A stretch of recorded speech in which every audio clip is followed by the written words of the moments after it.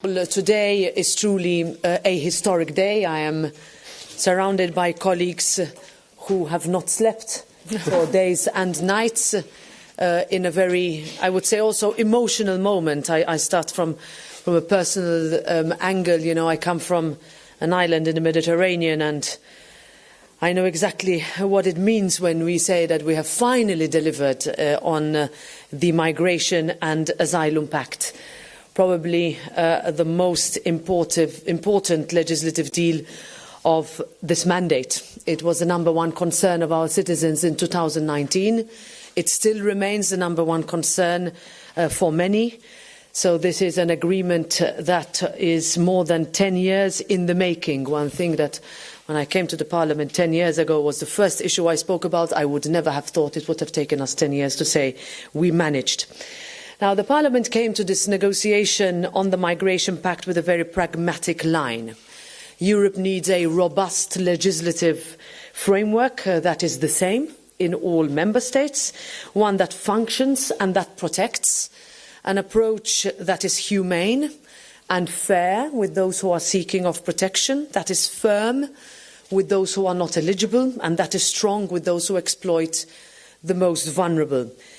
My colleagues have managed to find a balance between solidarity and responsibility across all files. It was not easy, but it only makes this achievement even more important. We have defied the odds and proven that Europe can deliver on the issue that matters to citizens. This package will really make a difference. Taking it back quickly, in September 2022, we signed, together with 5 rotating council presidencies, an unprecedented joint roadmap in order to adopt the reform before the end of this year. We just about made it, but it also means that we can manage to showcase this unprecedented reform before next year's elections. And we really, I think, have shown that where there is a political will, there is a way. Now, we are aware that there is no perfect solution. It is not a perfect package on the table, and it does not look at the solutions to all complex issues. But what we do have on the table is far better for all of us than we have had previously. We can demonstrate that Europe has the solutions and that Europe can deliver. I would like to extend my warmest thanks to the rapporteurs, Thomas Tobé, Juan Fernando López Aguilar, Fabienne Keller, Birgit Sippel and Jorge Buxade Villalba, who have worked so hard to achieve this result.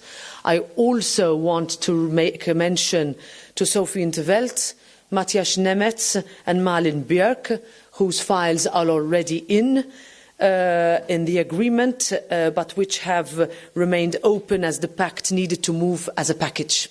I also want to express thanks to Elena Yoncheva, who coordinated the Asylum Contact Group on all these files.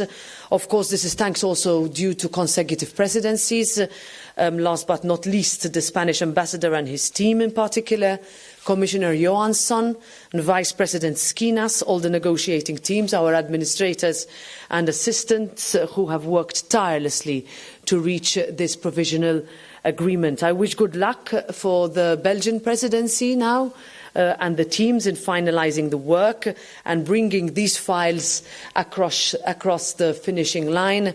And the Belgian Prime Minister assured me last week during the European Council that he was ready to take it on from the Spanish one. Last word, we can really be proud of Europe today.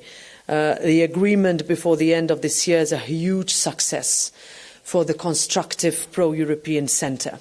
Ahead of an election year in Europe, we had promised it to our citizens, and now we are delivering. It all comes down to Europe taking the lead, and we do it our way. We do it responsibly by addressing topics that are important for our people. So I'll stop here and give the floor to the rapporteurs. Yeah, Mr. Tobé, rapporteur for the regulation on asylum and migration management, please, you have the floor. Well, thank you, President.